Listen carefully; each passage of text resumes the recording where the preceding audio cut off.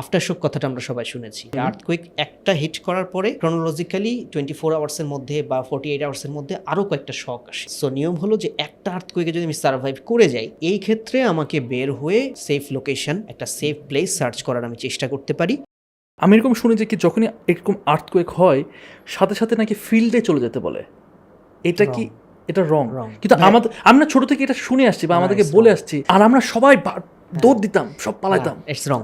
আচ্ছা, কেন রং আমি বলছি? হ্যাঁ, কেন রং আমি বলছি, সেটা হচ্ছে যে আমাদের যে টার্কির ভূমিকম্পটা না, এটা কয় সেকেন্ড হয়েছে?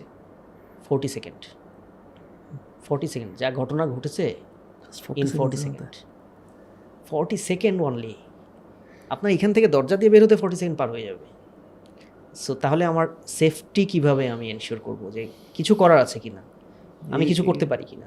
আর্থকুয়েকের এক্সপার্ট যারা আছেন তারা যেটা বলছেন যে আর্থকুয়েক হলে আমার বের হয়ে যাওয়ার সময় আমি আসলে পাবো না।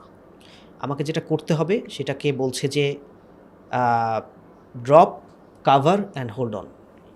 এই তিনটা ওয়ার্ড, যে drop, cover and hold on, এর মানে কি?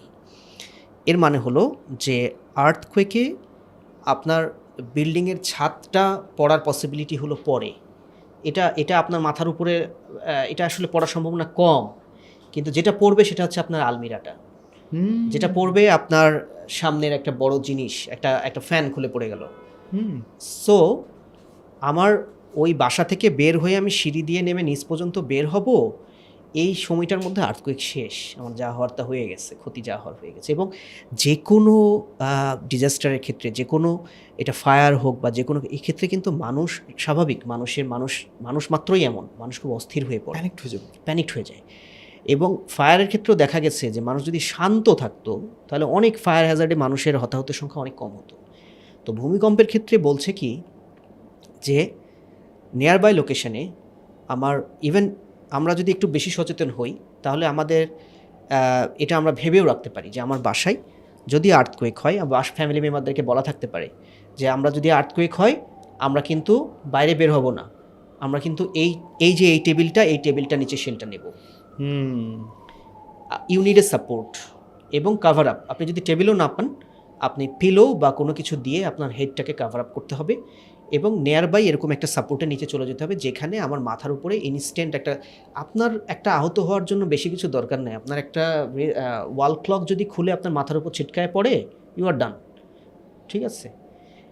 এবং এইটা বাইরে বের হয়ে এলোমেলো দৌড়াদৌড়ি করা, এটা নট সাজেস্টেড। এটা সাজেস্টেড আফটার আর্থকুয়েক। কারণ আর্থকুয়েক হচ্ছে আফটার শক কথাটা আমরা সবাই শুনেছি, যে আর্থকুয়েক একটা হিট করার পরে এটা ক্রনোলজিক্যালি 24 আওয়ার্সের মধ্যে বা 48 আওয়ার্সের মধ্যে আরও কয়েকটা শক আসে। সো নিয়ম হলো যে একটা আর্থকুয়েকে যদি আমি সার্ভাইভ করে যাই, যে আর্থকুয়েক হয়েছে বাট আমি সেফ, এই ক্ষেত্রে আমাকে বের হয়ে আমাকে সেফ লোকেশন, একটা সেফ প্লেস সার্চ করার আমি চেষ্টা করতে পারি। কিন্তু যখন হচ্ছে ওই মুহূর্তে বের হয়ে যাওয়ার কোনো স্কোপ নেই।